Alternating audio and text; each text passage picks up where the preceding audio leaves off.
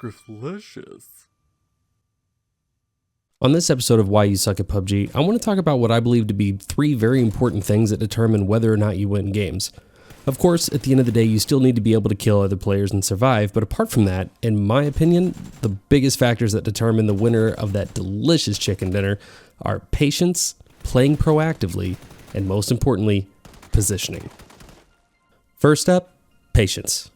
Right off the bat, this is the toughest of the 3 P's to incorporate into your play. Since the game has an inherent expiration of time with every phase shift, it can be difficult to play patiently when you feel this constant pressure to be moving forward.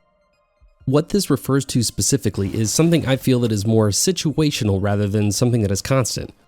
Like in cases, for instance, where you know someone is in a building just outside of the next play zone, your options become either running away, pushing his position, or waiting for him to move first.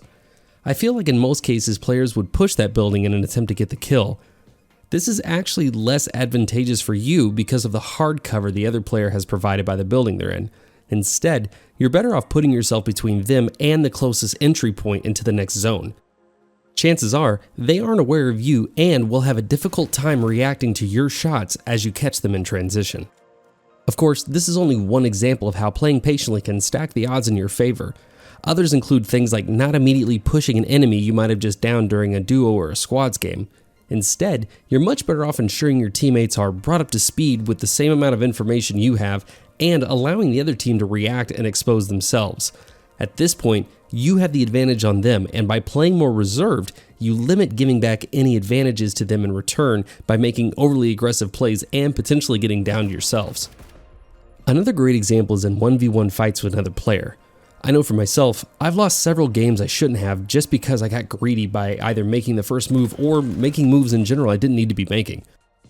What should have happened in these situations should have been for me to hold my position and wait, either because they need to make the move to get into the next zone or because I had good cover that, because I abandoned, put me at a greater risk of being killed. Next up, playing proactively. Just like waiting out an enemy or choosing how to approach the next shift in the play zone, the best thing you can do as a player is making proactive choices that set you up for success instead of playing reactively and trying to catch up to the game as it's in progress. So instead, it's best to do things like establishing potential safe routes to the next circle, put yourself between other players and their destination, or just creating situations that benefit you and your strengths. Getting caught outside the play zone is bad enough, but when you spend too much time doing things like looting or sticking around in prolonged fights, you ultimately move back the goalposts on yourself.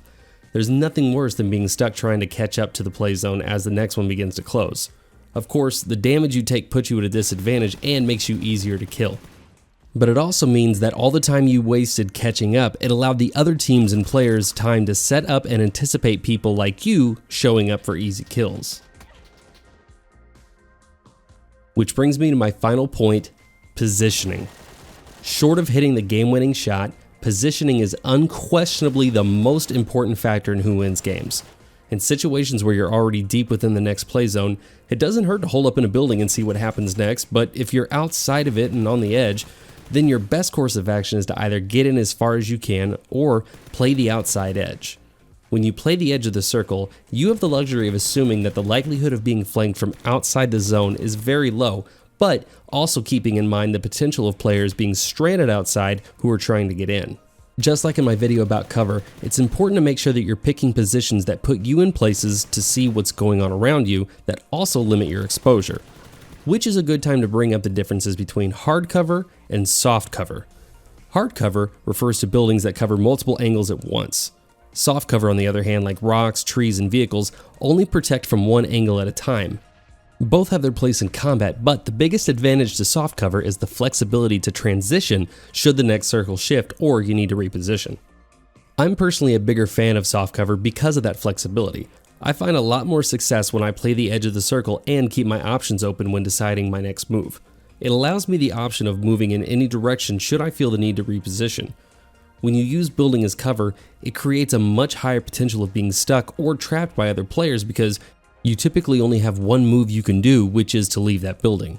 When you have to jump out of windows or come out of doors, you put yourself into a choke point that other players can easily exploit. It's easy to feel lost or trapped during your games when you get stuck trying to figure out what to do next, but if you combine these 3 principles into your games, you'll find it much easier to survive and win games because you'll be thinking ahead in terms of things to do next and how to mitigate certain risks. So, be patient, be proactive, and always be focusing on your positioning in relation to other known player positions or potential threats. Doing so will help you gain the upper hand on your enemy and ultimately win the game.